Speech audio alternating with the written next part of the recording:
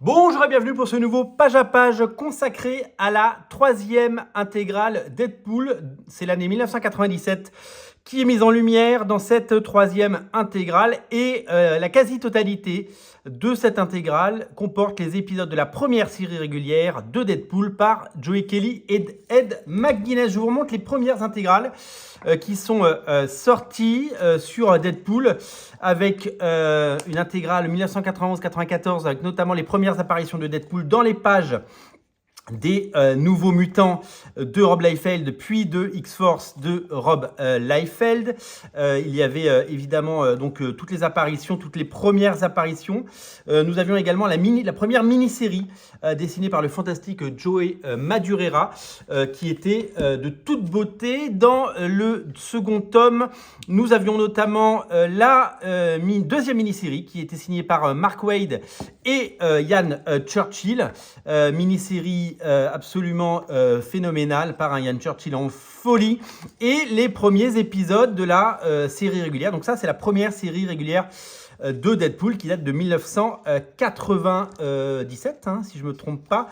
97, rendez-vous compte. Première série régulière par Joe Kelly et Ed McGuinness. Donc, nous avions les deux premiers épisodes de la série, et là, nous avons la suite. Nous avons les épisodes 3 à 11 ainsi que le minus 1. Vous savez qu'ils avaient fait ça en 98 de mémoire. C'était les épisodes moins 1 après avoir fait les épisodes 0. Et un annual. Donc, pas mal de Ed McGuinness. Alors, Ed McGuinness, c'est un dessinateur qu'on adore. Il dessine en ce moment Amazing Spider-Man. C'est un dessinateur que j'adore depuis toujours, qui a tout fait chez Marvel. Il a aussi fait beaucoup de choses chez DC Comics. Carrière exceptionnelle. Et il a vraiment percé et débuté dans ce Deadpool, dans un style qui a évolué, hein, évidemment. Son style initial était très sympa, comme vous pouvez le voir sur ces images, mais il a évidemment beaucoup évolué pour arriver à ce qu'il est aujourd'hui.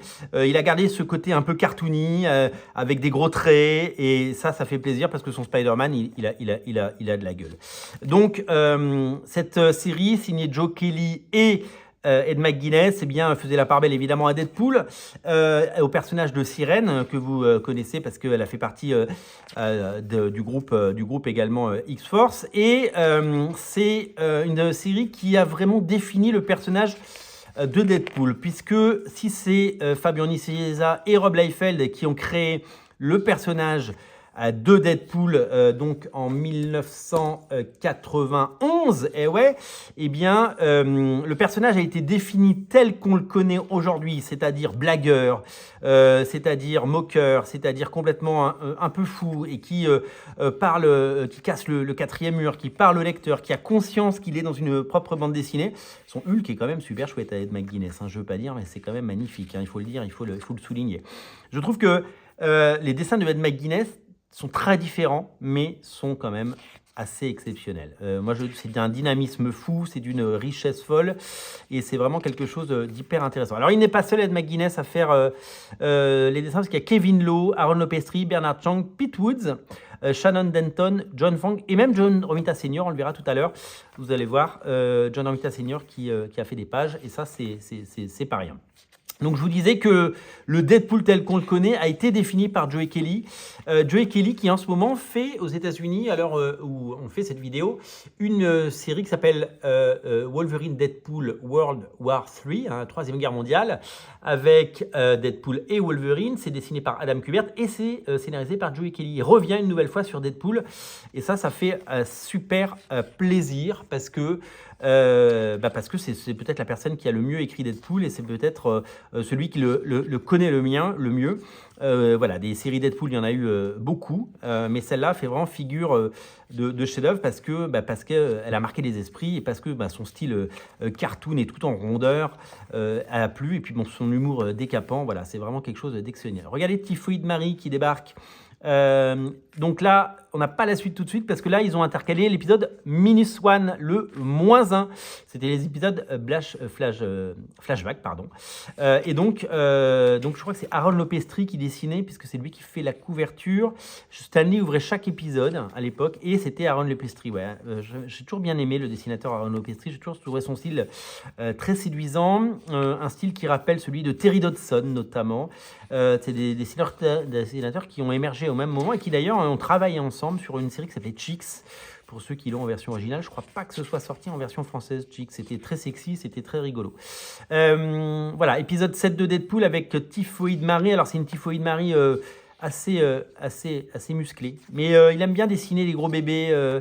Notre ami Ed McGuinness, son Superman, quand Jeff Loeb scénarisait Superman, était assez bébé, assez gros bébé. J'aimais bien et puis il avait des gros muscles tout en rondeur. Et il a fait aussi des épisodes magnifiques de Batman Superman, vous le savez, dans cette série qui avait été initiée par Jeff Loeb. Il y avait Michael Turner, Carlos Pacheco et Ed McGuinness notamment, des auteurs qui ont fait des merveilles sur ces séries. C'était vraiment très très chouette, et c'est une série qui malheureusement a été endeuillée puisque Michael Turner et Carlos Pacheco ne sont plus de ce monde. Là, on n'est plus sur du Ed McGuinness, quoique, je ne sais pas. Non, mais alors en fait, comme il y a plusieurs dessinateurs et que en début d'épisode, ils ne précisent pas qui fait quoi. En tout cas, ça c'est très très chouette parce que qui dit Typhoid Mary dit Daredevil, et graphiquement, c'est très cohérent. Là, on a une Typhoid Mary beaucoup moins musclé, mais tout aussi efficace, et voilà, c'est vraiment plutôt bien dessiné, et c'est une très très bonne période pour Deadpool qui enchaînait les bons artistes, hein, clairement. Hein. Il y avait ce soin particulier à porter, et puis surtout ces jeunes artistes, notamment Ed McGuinness, qui ont vieilli depuis, certes, mais qui ont marqué les esprits et qui ont grandi. Alors bon, la Tour Eiffel dessinée comme ça je peux le faire. C'est un petit peu, un petit peu facile. Et donc, ça se passe à Paris. Vous l'avez compris. Donc voilà, hop, l'épisode numéro 9. Ah, mais en fait, on a les noms là. Donc, c'est McGuinness et Denton. Voilà, donc il y a du McGuinness. Il faut regarder sur les couvertures pour avoir le nom des artistes. En tout cas, c'est très très joli, c'est très très chouette. Graphiquement, c'est très très bien. Et vraiment, c'est une série qui mérite et bien d'être lue, d'être connue et découverte. Là, on a des pages de X-Force, a priori, avec Adam Paulina. Qu'est-ce que j'ai aimé Adam Paulina sur X-Force, parce qu'ils mettent des petites apparitions. Épisode numéro 10, donc qui est dessiné par Denton, qui prend un style qui imite, entre guillemets, Ed McGuinness, pour donner une cohérence graphique. Alors c'est un peu moins bon, c'est un peu en dessous, mais comme beaucoup, c'est très compliqué de sortir 22 pages, donc Ed McGuinness n'est pas toujours au rendez-vous de tout ça, mais le plaisir est là. Épisode 11, qui est dessiné par Pete Woods, un dessinateur qui a beaucoup travaillé chez Wildstorm notamment, donc dans un style un petit peu rétro, comme vous pouvez le voir ici. Voilà, et donc là, est-ce que c'est John Romita Senior? En tout cas, si c'est pas lui, c'est bien imité. Voilà, ça c'est du Pete Woods tout craché.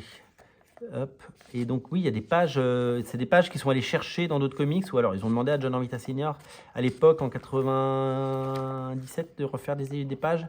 Je ne saurais trop vous dire. En tout cas, il y a un style très classique avec ce côté swinging. Gwen Stacy qui est pas dégueu, voilà, donc oui, ça ressemble à du John Romita Senior, hein, tout ça, et Pete Woods à la fin, voilà, qui revient avec le style qui reprend celui de Ed McGuinness. À la fin, nous avons un cahier bonus pour l'annual Deadpool Daredevil qu'on a vu tout à l'heure, et donc tous les bonus de l'époque. Et voilà pour ce qui est de ce troisième et magnifique intégral Deadpool, qui est un magnifique objet, magnifique bouquin. Si vous voulez prendre le train en marche, sachez que donc il y en a 3.